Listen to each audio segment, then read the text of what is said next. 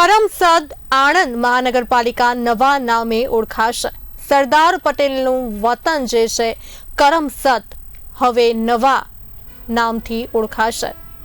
આણંદ મહાનગરપાલિકામાં કરમસદના ઉમેરા વિશે રજૂઆત। આણંદ ખેડાના ધારાસભ્યોએ મુખ્યમંત્રીને રજૂઆત કરી છે। મુખ્યમંત્રીએ નામ યોગ્ય કરવા માટે ખાતરી આપી છે।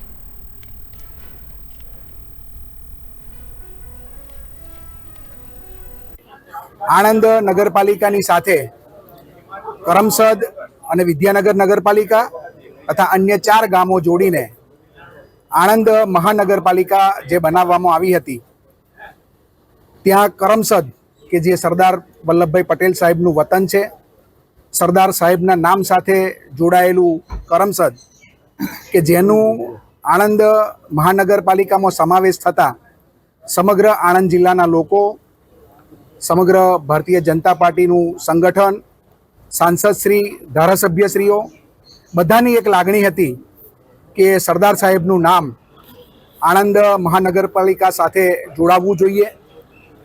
તો આજે અમે બધા જ લોકો, સંગઠન, ધારાસભ્યશ્રીઓ, સાંસદશ્રી બધા જ લોકોએ આજે માનનીય